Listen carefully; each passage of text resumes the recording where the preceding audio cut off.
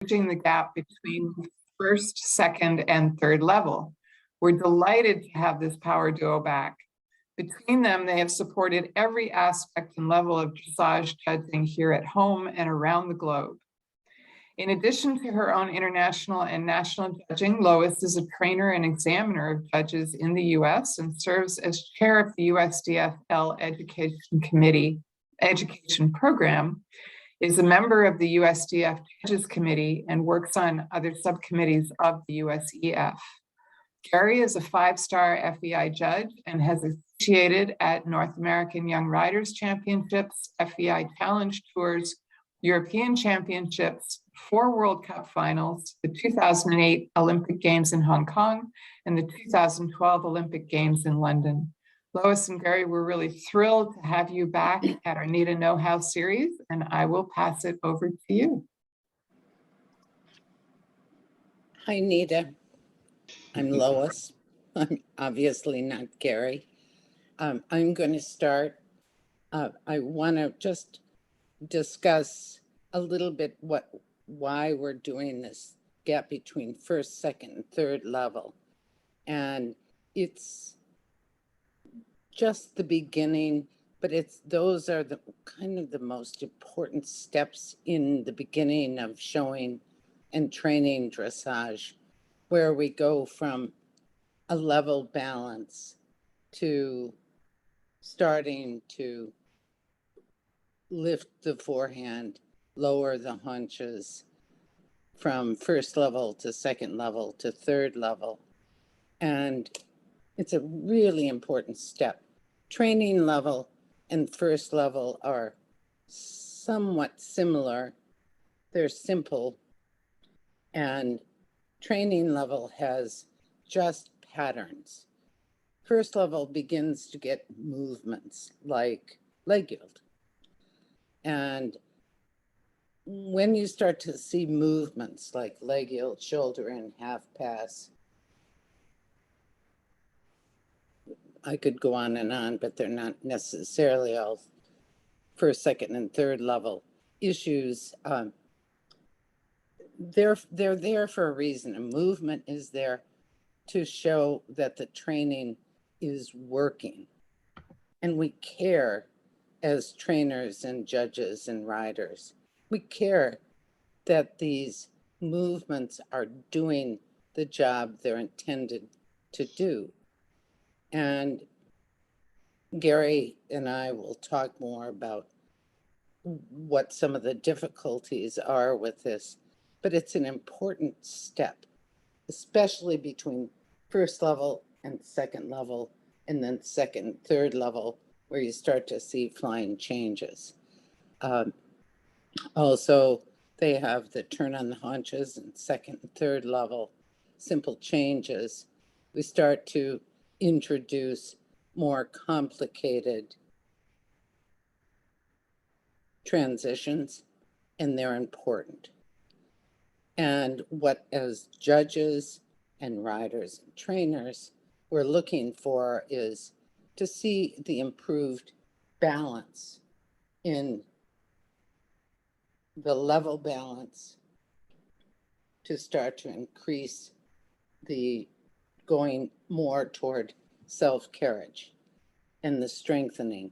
These are not just things that, let's say a shoulder in has 30 degrees. Well, you can do a straight horse, 30-degree angle, and you can do a horse that's correctly bent and beginning to use the inside leg at 30 degrees.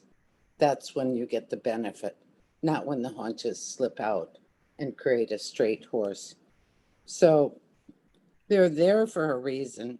We have these tests for a few more months. Is that right, Gary? Right. Until December 1st. My birthday. And so I'm going to read you the purpose of first level: to confirm that the horse demonstrates correct basics, and in addition to the requirements of training level, has developed the thrust to achieve improved balance and throughness and to maintain a more consistent contact with the bit, all trot work may be ridden sitting or rising unless stated. And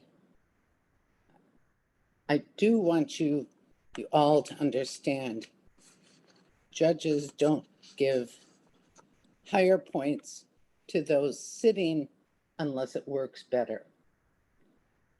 If you post throughout a first level test and it works well for you, that's great. We're happy about it.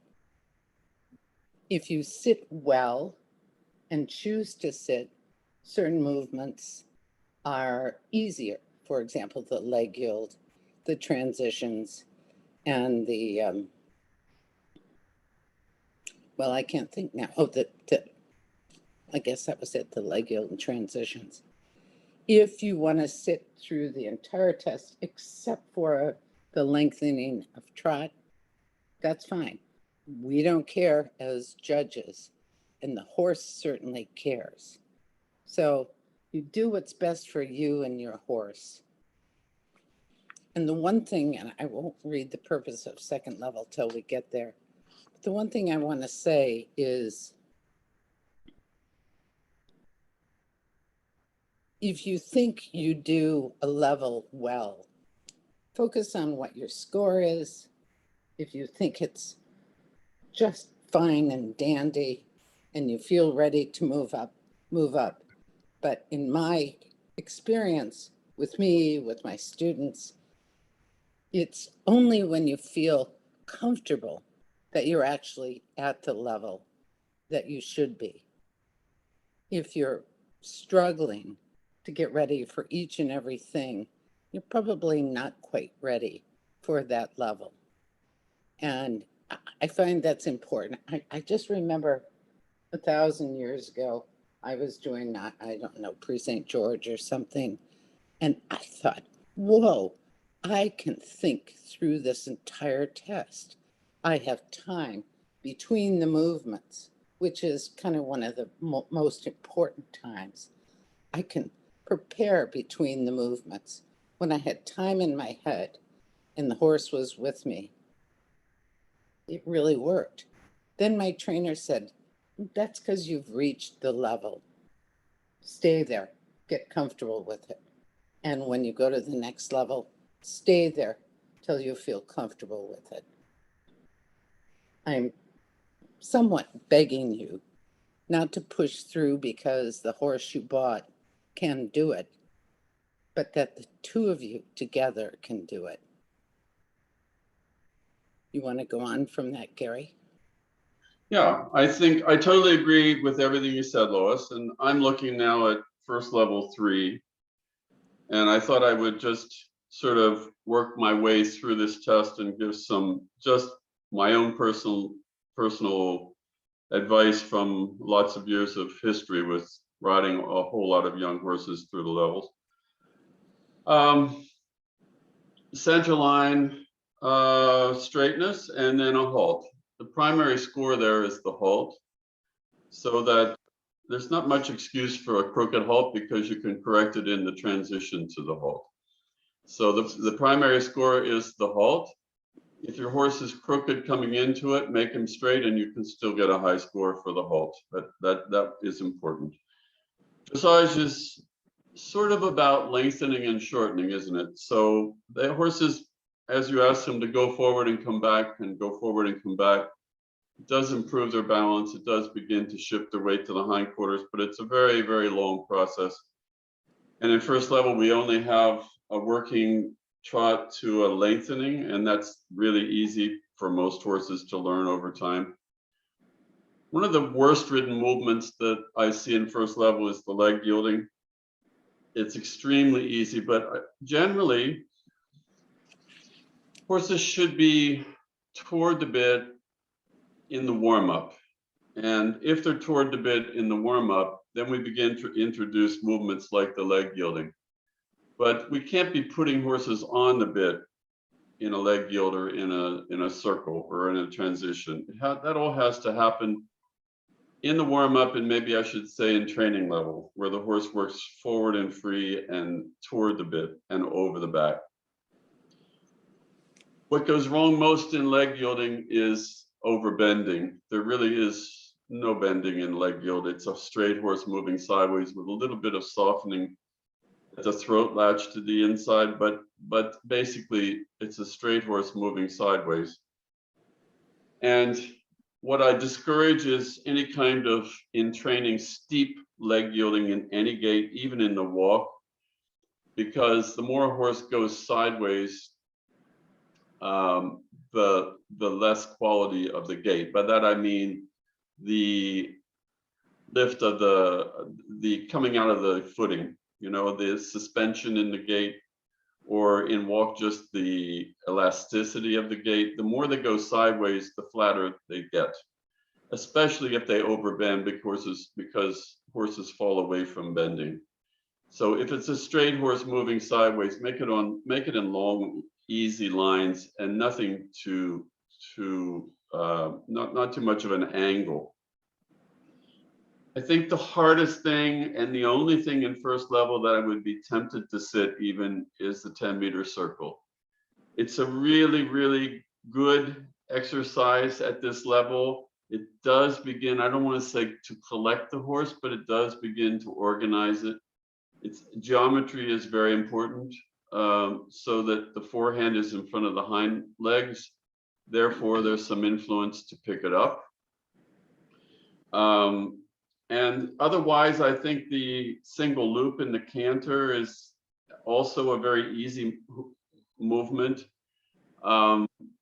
It's dangerous from the beginning of counter canter to bend, and for some reason, people seem to think that they should overbend a horse in the counter canter. If you make a 20-meter circle in true canter, the bending is absolutely minimum. I can't imagine why it should be more bending in counter canter than in true canter.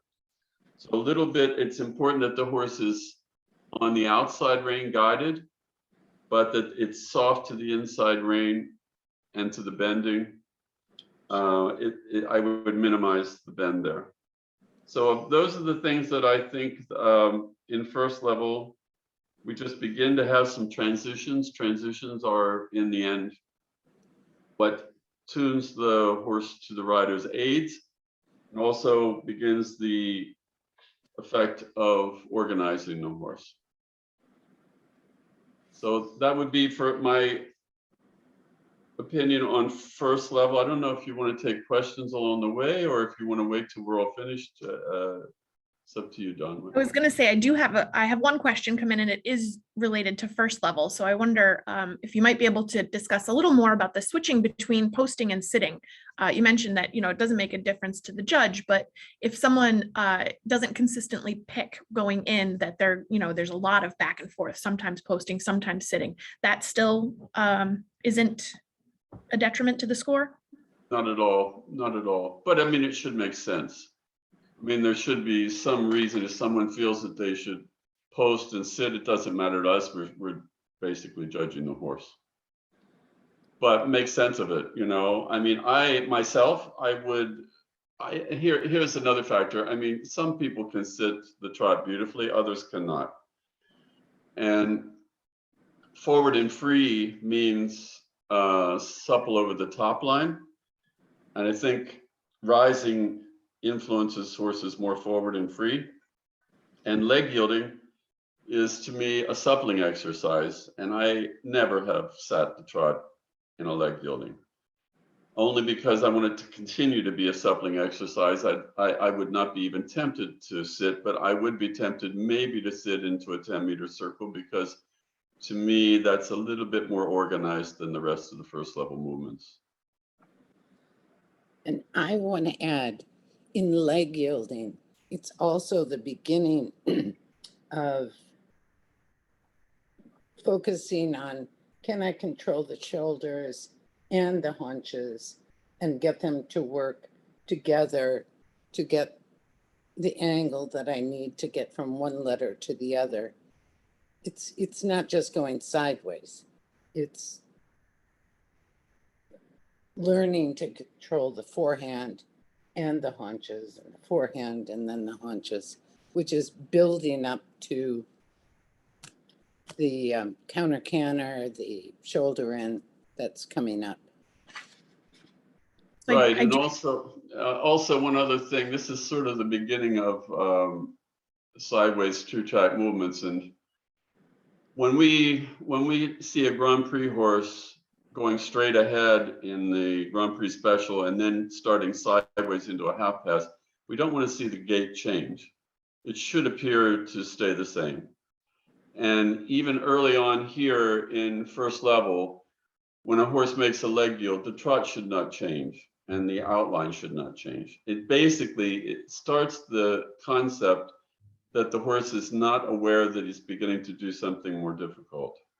So that if you start a leg yielding and the horse comes up and braces a little bit, it ceases to be a suppling exercise.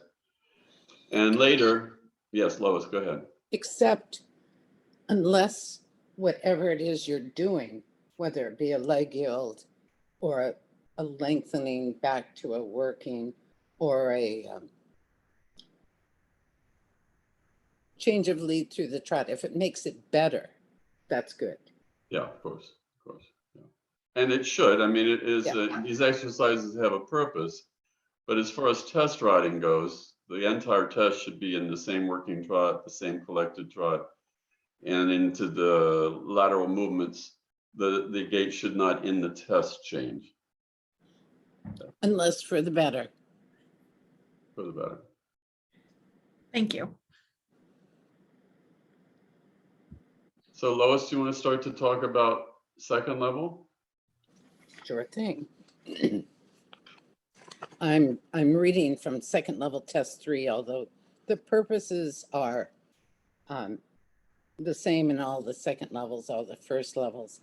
And just to warn you, in the new set of tests, the purposes have changed slightly, but only to get better wording and to be more clear. So don't be horrified. But in the tests that we're going to do until December 1st, the purpose of second level is to confirm that the horse demonstrates correct basics and having achieved the thrust required at first level, now accepts more weight on the hindquarters collection, moves with an uphill tendency, especially in the medium gaits, and is reliably on the bit. That's important. A greater degree of straightness, important. Bending, suppleness, throughness, balance, and self-carriage is required than at first level.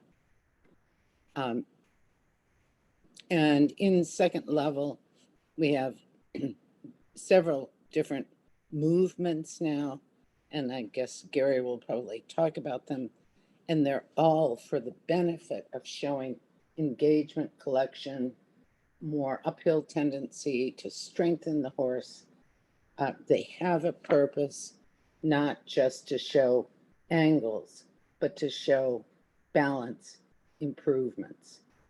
Second level is sitting trot. If you're having trouble sitting the trot, it might be a problem. Right, Gary? Right. But I would say that over the years, I've had students who, when they were young, sat well, and when they were old, sat well, and when they were young, didn't sit well, and when they were old, didn't sit well. But I have had one student who really had difficulty sitting, but she learned to quiet her hands. And I think that if you can work on, if you have difficulty sitting the trot, if you can at least have your hands independent from your body motion, horses will accept some movement in the saddle. And I'm just remembering one particular girl who really had trouble with always sitting the trot, but had such quiet hands that her horses were really quite happy working on the bit and over their backs. So when I look at the second level test, it's a continuation of dressage, which is lengthening and shortening. All of these movements tend to organize the horse, releases of energy, reestablishing the revs again in collection in the down transitions. Medium trots are a release of energy. The down transition is once again rekindling the energy. Shoulder in is a very easy exercise. The most common fault is overbending. Generally, the bend that you have in the corner in a second level test is sufficient for a shoulder in, and that the shoulder in should be ridden directly from the corner without straightness. The horse is already moving from the outside to the inside. It's already bending in the correct direction, so that the shoulder in is just a 30-degree angle with the bend from the corner. And it's not a difficult exercise, but it does enable the horse to step under its center of gravity, and it's the beginning of collected exercises, really. We still have the 10-meter circles from first level now that they are going to be performed in a better balance. We have halt and rein back, which is basically an easy exercise for horses. It's the only time in my mind that I shift my weight a little bit forward, so that for my horses, because it's the only time I shift my weight forward, they know exactly what that is. Turns on the haunches are, I guess it's one of the things we see such a variety of ideas of what this movement should be. It's performed with a little collection. I think the description is to organize for a few steps before the turn on the haunches, but it depends on first the acceptance and softness to the inside rein as the horse. We've moved all of them to across the arena now. We used to have them along the rail, which was very difficult to finish in a good way. But because if you start a turn on the haunches, you're going to come out on a different line, and it's good to stay on that line and not to go back to your original line. There are no judges that really can see that. So I see a lot of strange two-tracking at the end to get back on the original line, which is not at all what we want. Better to just finish. You're going to be more than a horse width over. Better to just stay on that line, and it depends on the horse being not at all against the inside rein, a bend to the inside, and the forehand has to lead because the radius of the forehand is much larger than the radius of the small circle that the hindquarters make. So it's most important in this and just every collected movement that the forehand is in front of the hindquarters so that the hindquarters can lift the forehand. And then I think the most difficult thing in second level, the serpentine is fairly easy as long as the horse is not overbent to the inside. I think the most difficult thing in second level is the transition from canter to walk, which means that the horse has to collect a little bit in order to balance itself in that transition. That takes a little time, and I think our tests are fairly progressive and maybe a little bit more even in the new set of tests to introduce that. So I don't know if we have any questions so far on through second level, first or second level. We do just have one. There's I don't know if you've heard it, there's kind of an old wives' tale type saying that someone would like some verification on, that every once in a while you hear any horse, as long as it is sound and there's nothing wrong with it medically, in any discipline, should be able to perform adequately a second level dressage test.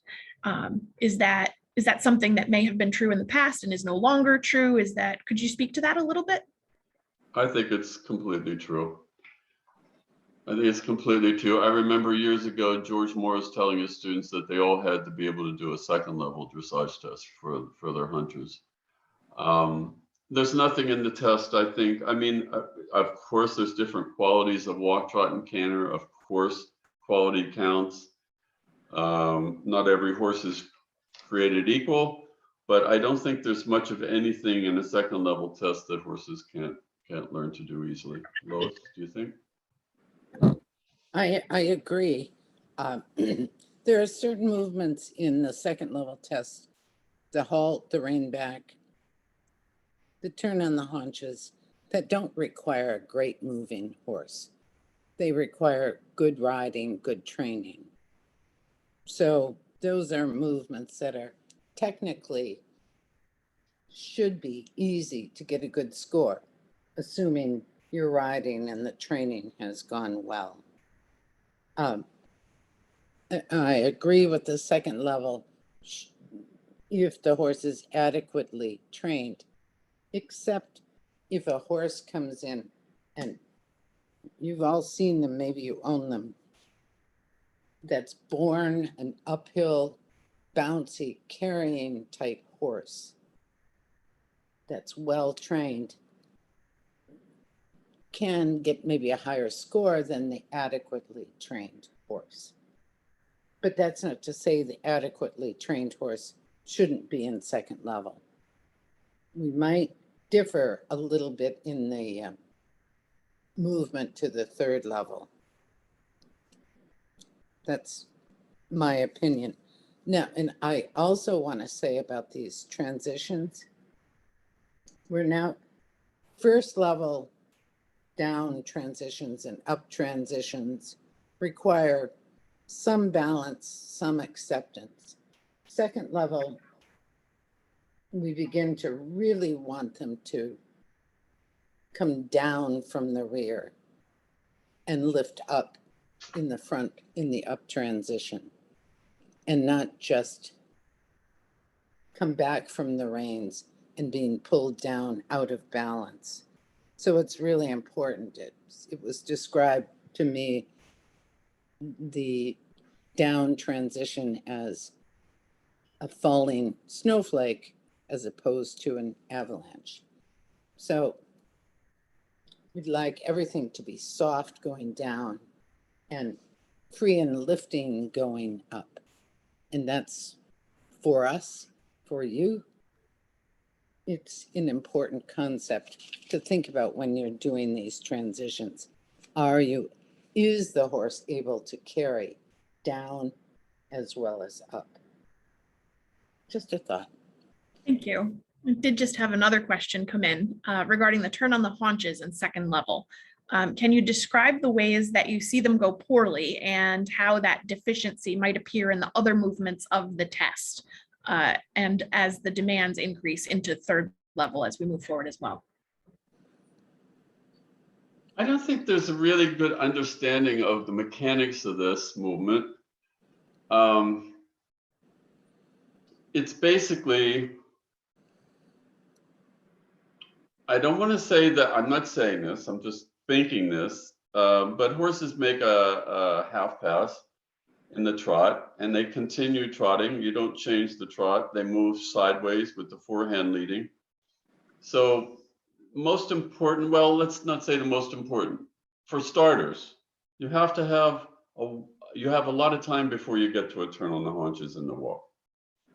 You have to pick a tempo and a stride early on. That does not change. Just the same as the tempo, and it doesn't change in a half pass in the trot. It doesn't change in a turn on the haunches or later even in a walk pirouette. The tempo stays the same. The horse has to be on the bit. Probably the most common fault I see is the haunches leading, which makes it just impossible for the forehand to catch up. So when you see these giant steps with the front legs, or you see the horse lose the balance and jig and everything, it's usually because the haunches are leading. And it's important that the horse is bending correctly, so it's looking where it's going. It's very important for the rider here because, and it's important later in canter pirouettes, the rider has to look in the direction that he's going. And Carl Hester talks about the clock. that if you're going to make a pirouette, turn on the haunches to the right, you need to look at 1:30, 3 o'clock, 4:30, 6 o'clock. You can't be looking in the wrong direction. Just like in a shoulder in, you see the horse's position in front of you. It's extremely important in a turn on the haunches that you look in the direction you're going and see where each stride is headed. So in the process, you can see that you have the correct bending. You can get the feeling that the forehand is going ahead of you. So that's the basic mechanics of it. I think that's most what goes wrong is the haunches lead. But I want to add to that. If you can, Or that they attempt to make it too small, which is not going to get you any points. exactly. But if you think you want to keep the horse aligned, so if you push the haunches in because you don't want them to go out, which is what you just talked about, so the haunches lead, you don't stand a chance. And then you try to bring the forehand in. At some point, the haunches are going to swing out. That's no matter what aids you have. Keep them shoulders and hips of the horse in alignment with each other, along with this bend you're talking about. Then you're not going to lose control of either the shoulders or the haunches. And do take advantage of, is it a meter? I think they can do a meter. A meter's pretty big. Yeah. Use it. Use it. Get a 10 for a meter with turn on the haunches. Also, yeah, the other, I mean, it is common too that horses lose the rhythm because the attempt is too small. I see some that literally are stepping backward. And that's so far from what's required at second level. Much better to make them bigger and have them not fail than to attempt to make them small and fail. We very often judging write this, attempt too small, and it's an insufficient score. Follow the directives and look at the rule book. Mm-hmm. So I think the second part of that question was just kind of, is there a deficiency that might appear in one of the other movements of the test, so you can have in the back of your head, oh, I bet this is going to be a problem for me also. Is that linked to anything? Linked to canter pirouettes. Sure. It's basically a similar movement in a different gait, but there again, you have a tempo and a stride in the canter. You shorten the strides in the canter into a pirouette, but you add energy, but also you maintain the tempo. And it's important that in a turn on the haunches, the horse really shouldn't notice that he's doing this movement. It's just, he should just think he's walking, moving a little bit sideways and walking and walking and walking. It should feel the rider's position is also important here, because sometimes sometimes riders brace so much in a turn on the haunches that they're basically telling the horse they want to stop. And if your hips are swinging and you're walking straight ahead, your hips should be swinging. And when you move the horse sideways in a turn on the haunches, it is a walk movement. So for the horse, it has to feel like you're walking. And the control is mostly with your inside leg. So you ask the horse to step to the side, but the inside leg controls how much. And it's important that each step is the same tempo, but also the same amount sideways. And sit toward the bend. Yes. I have one more question about the wonderful turn on the haunches, and then one question actually about the tests at large. So if the footfall sequence is correct in the turn on the haunches, but the neck comes up, is that which of those is more detrimental to the score? Well, if the neck comes up, I mean, the pole should be the highest point in the walk. So the pole should be the highest point in the turn on the haunches. It shouldn't change. So by the neck coming up, if they mean bracing, that's going to hinder the activity. and the suppleness in the back and affect the movement. And which is worse, I think, you know, I mean, I can't say which is worse. I mean, either one will, those nasty judges will take your points away. They're both worse. They're both worse. Fair enough. And I then, want to say one more thing about, we're now doing medium trots and medium canters. They're a little different than the lengthenings. Do you want to talk about that, Gary? The transitions are pretty important. Well, we have, you know, we have, as it's a very gradual process, the collection, the training of the collection. And collection just means activity. So that we expect that as the horse comes up from first level to second level to third level, with all these transitions and all these movements that encourage the horse to organize itself, that then we have more energy in the collection to release, and then more ground cover and more balance in the medium and extended gaits. So it's from a collected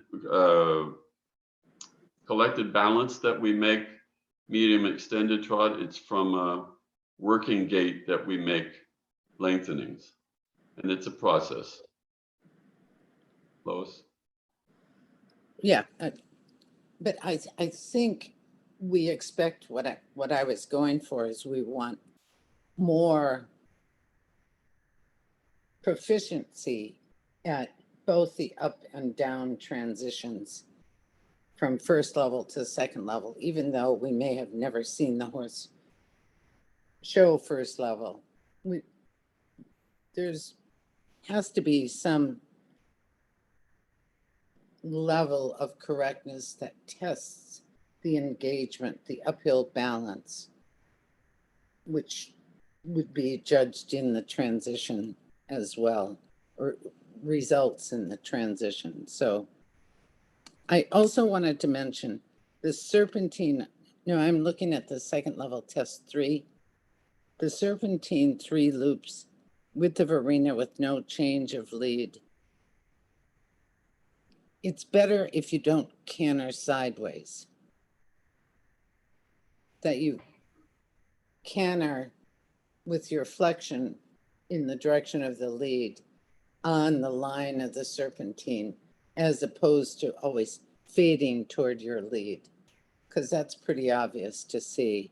And that, for me, is not a great test of the horse's ability to do a proper collected counter canter. Just while I'm on the test. Right, and I think the thing that goes most wrong there is too much inside rein in the counter canter or too much bending. Right. I think, you know, I think as you go from the true canter loop to the counter canter loop, if you just soften the inside rein, that probably you're going to be able to pull it off. But the idea of bending even more or keeping too much inside rein in the counter canter usually makes it fail. The inside rein issue, we run into it in the turn on the haunches, the travers, the leg yield, the shoulder in. Be careful. Just because they need to be bent to the right or to the left doesn't mean you have to be too strong on that, because you're going to sabotage yourself and the horse. So it's very important what Gary just said. Moving on. yeah, there's a question, just a hope that throughout the course of the conversation, you'll zero in on the travers also. And also a question wondering why it is that you're selecting the third test 3 from each level to discuss. Is there a reason you've selected that one? It was only because we talked about transitions from first to second to third level. So we thought that if we started with test 3 of first level and then went through to third one, it was probably enough. I mean, we don't need to, I don't think, discuss too many things about every test, at all. We didn't intend to, but certainly we'll answer questions Sure. on any movements on any of the tests if you want. Perfect. Thank you. The travers, you should talk about that, Gary. And the reason why renvers is not in second level. Well, travers is not more difficult for horses than shoulder in, but it's more difficult for riders, I think.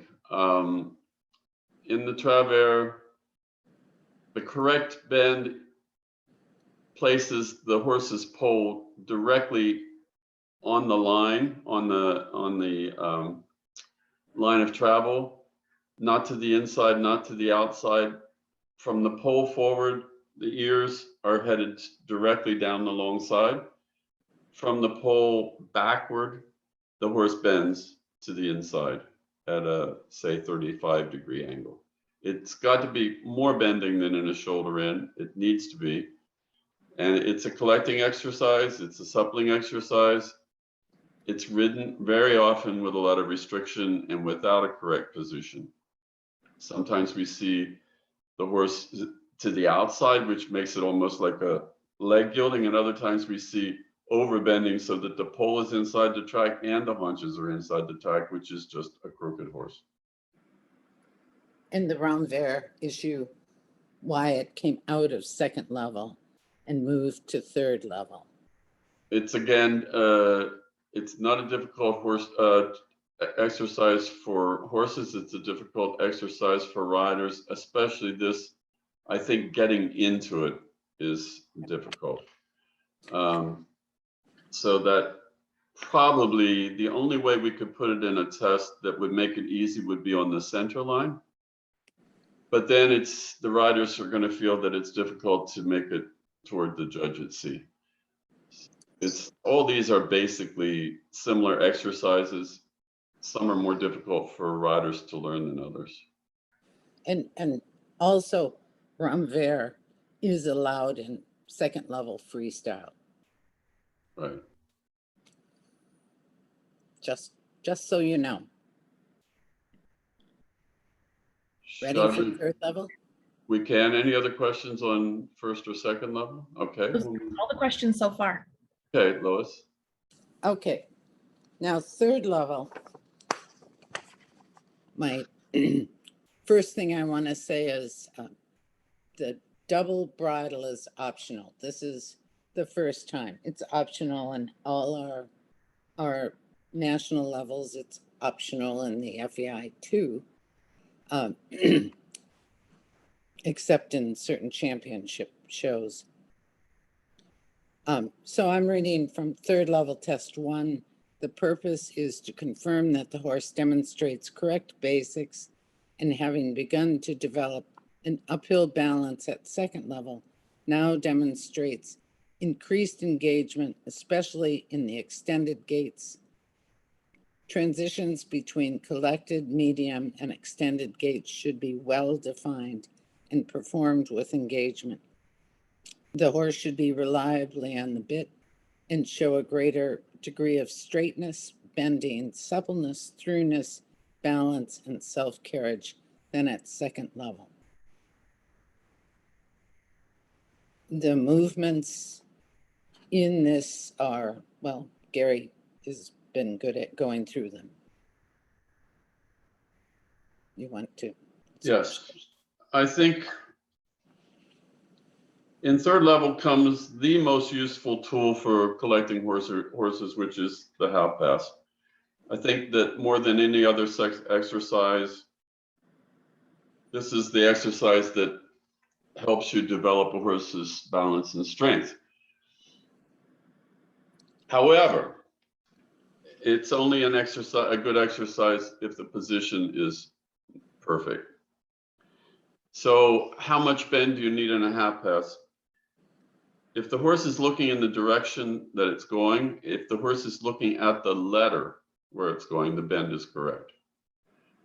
Then the horse should either be parallel to the wall or slightly with the forehand leading. Generally, horses move very easily sideways. it's much more difficult to keep a horse from moving too much sideways than it is to move it correctly sideways. And easy half passes are really, really very important because they are where riders learn to control the strides. And what I see is a lot of, in training, a lot of riders pushing the horse so much sideways that the quality of the gait deteriorates. As opposed to if you control the stride sideways, then the exercise works as it should, which is the horse shifts its weight to the hindquarters and you begin to see a cadenced gait, trot or canter, cadenced gait with lightness and freedom of the shoulders. The horse goes extremely sideways, he's falling. And then you see less cadence, less lifting, and more flattening of the gait, which is completely not what the exercise is for. It's important to read the exact wording of these tests now, because when the tests say from D to R, half pass right, that means that the half pass should end one stride before R. Going very sideways is not what is required here. And so the accuracy of the test is, the reason why we have it, the letter to letter, is we're trying to make a progression here, that we don't make steep half passes early on. That first we start out with them with long angles and not very sideways to make it easy for the horse. And then as the levels progress, we then expect the horse to go more sideways. But then we also expect more development of the cadence and the balances as we go along. Here again, the tempo doesn't change from straightness to the sideways movement.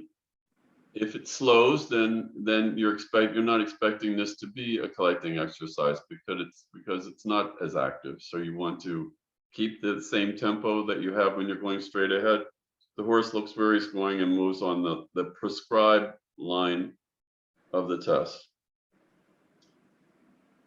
Here we have the big bugaboo, which is the flying changes, which is such a long story. And this is very particular from horse to horse, because some horses learn flying changes so easily. Other horses, it's a real, it can be a really time consuming, a little break in their training, your training schedule. You know, you have this idea that last year I did second level, so this year I'm doing third level. It works for some horses, and for some horses, it does not work. And it depends more than anything else that the horse is on the bit, the horse is through the back, but also that the transitions from walk to canter have to be 100% straight with no bending, and very, very immediate from a very, very small aid.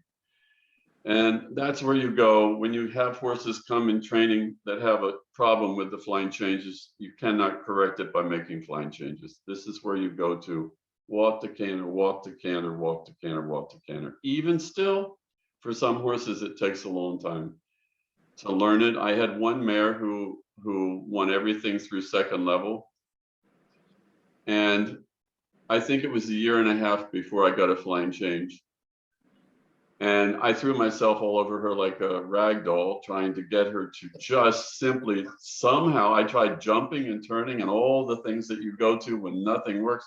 It took a year and a half. And then after she made a clean flying change, within 6 months, she made 4s, 3s, and 2s. But for some horses, especially the ones I think that have trotting blood in them, which some warm bloods do too, it's just more natural, just not a natural thing. And I think if some of you might have been to a Hillary Clayton lecture once where she told us about some of the things that are in the horse's nerves that determine at what speed they break from canter to trot and trot to canter and all that kind of thing. And she told us that although when horses are babies, flying changes are a natural thing to them, but after they're mature, it's no longer a natural thing for them. So it's something that is very individual from horse to horse. And I can only say wait until your flying changes are confirmed before you show a test with flying changes. Because I, for example, judged a show out west a few years ago. There were 7 horses in third level 3, and not one made a single clean flying change.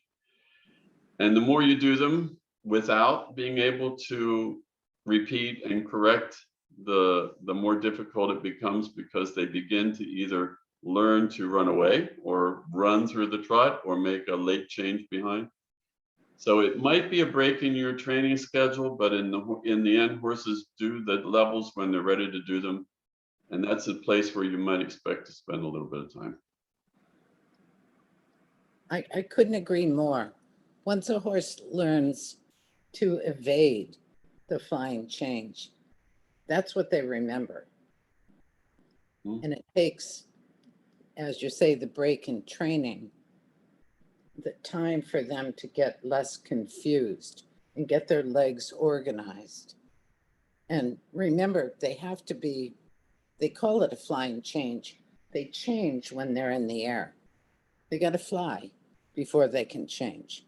Otherwise, they're going to have late changes or resistant changes. They've got to have some buoyancy in the canter. Right. The flying change depends on suspension. And that's why you'll know there are some breeds that from just from their genes don't have a lot of suspension in the canter, and those are more difficult. They learn them eventually, but it's more difficult. So the quality of the canter has a big part of the success of the flying changes. I have a question before we get too much further. The trotting blood you reference and the warm bloods, is that related to the big moving horses and the tendency to sometimes see the lateral walk? Is that related at all? Well, lateral walk is a separate thing, but you know, there are some bloodlines, and not so much anymore, but there was a time when warm bloods were bigger and heavier than they are now, and had a lot of trotting blood into them, and they could trot as fast as they could canter. So it was a difficult thing with them in a way. But yeah, go ahead, Lois. A lot of the pulling horses. Right. That pulled things. So as I said, in this class, I had of 7 horses, none of which made a flying change. 2 ran completely away. So that now we have a problem. Now we have a problem, you see. I mean, because you're not schooling in the arena. I mean, the horses just doesn't make a flying change. So they learn to, well, first of all, I think they get scared. They lose confidence in this process of losing the balance. They can't understand what it is they're supposed to do, so they panic a little bit. And then once a horse has been through a period of time like that, losing confidence and running away, well, then now to correct the flying change is much more difficult. I have just one more thing to say, and then I'll be done. On all of our tests, there are well thought out places that we've put coefficient scores.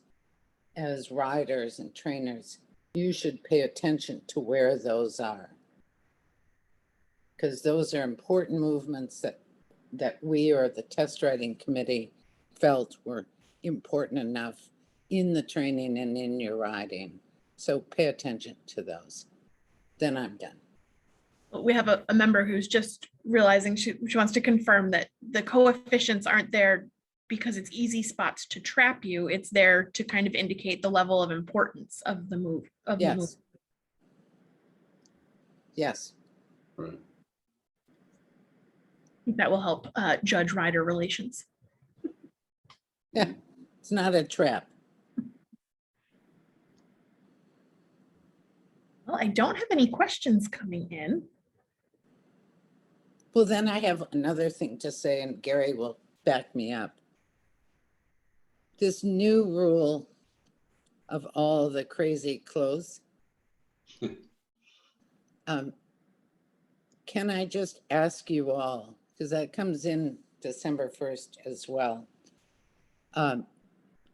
Be kind to the judges. We have enough to do to judge your horse, let alone try to figure out if you're clothing is legal.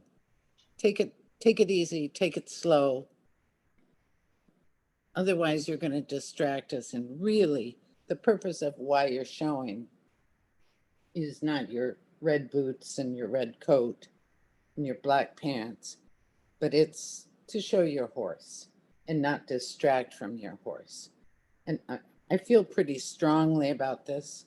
You know, a lot of times there's all these diamonds all over, and it's like you're blinded by all the diamonds. And you forget to look at the horse. That could be a good thing, or it could be a bad thing. So I don't know how you feel. It's not that I'm against the rule. I'm just saying we got enough to do. Try not to confuse us. How do you feel, Gary? Right. I mean, of course, we're old and we're conservative, but I am there. I am there to look at the horse. I'm judging the horse, and I don't pay much attention. I have to pay a little attention because the dress rules are no longer at the discretion of the judge now. They are now, we have to eliminate if it's incorrect. But it's things I wouldn't even bother to notice generally, unless it goes to such a degree. Like I was blinded by a helmet recently that looked like almost like a mirror. It was reflective like crazy. And I just thought, really, I mean, just let me watch your horse. The horse is beautiful to start with, right? So just let me look at the horse and focus there. I have a couple questions about these changes coming down. So the rules are separate from the tests. The tests come in on December 1st and they go into effect when exactly? December 1st. That's the December day. 1st, the tests are effective. Rules change all the time. So You'll be able to see them in October. Oh, okay. So tests will be available in October and then go into effect on December 1st. Yes. And you had to know this question was coming. Any hints on any changes in the next year's tests? not very many. It really, I mean, you know, we've made some, I think more than anything else, the changes that we made were in the direction of giving the judge a better view of the movement. We had a few tests where some medium walks were along the short side toward the judge that, you know, if there's only one judge, they couldn't see it very well, things like that. Generally, the content of the test hasn't really changed very much, only a few little things. But the content's got to stay the same, and we could turn it around backwards and make changes for no reason at all. We really feel like the tests that we have are good, and we think there's been a good progression of difficulty in the test, and we've spent a lot of time on that. But nothing earth-shaking, nothing that anything, and some tests we didn't even change at all because they wrote so well. But I think only just small changes. Thank you very much. That's exciting to hear. I think they're going to be good. Yeah. Right. We did change the purposes a little bit just to clarify things. And I think that everybody will be rewritten. I think everybody will be happy with them. Well, thank you very much. This has been fantastic. I'm getting lots of thank yous in the chat. And I'm going to jump in here and add my own thank you. What really comes through, Gary and Lois, in all that you say is how much you are supportive of our riding and of everybody who does compete and clearly want us to succeed. And we really appreciate that. So thank you for your generous time to NEDA. And we look forward to showing you that we've been paying attention. So thanks. Does this mean we're not getting paid? It was the wine. That's right. No wine. I'll have some shipped up to you. No problem. So as a reminder, thank you everybody who has joined us. Don will be sending everybody a quick survey to get your feedback. Let us know what you think and what you'd like to hear in the future. And thank you everybody for a really enthusiastic response to the series. We look forward to seeing you next week. Have a great night, everybody. Thank you. We enjoyed it. Thank you. Thanks, Lois and Thank Gary. you. Lois and Gary are looking forward to a week where I'm not hassling them in their email. That's okay. See Have a y'all. good night. Have a Thank great you. night, everybody. Good night.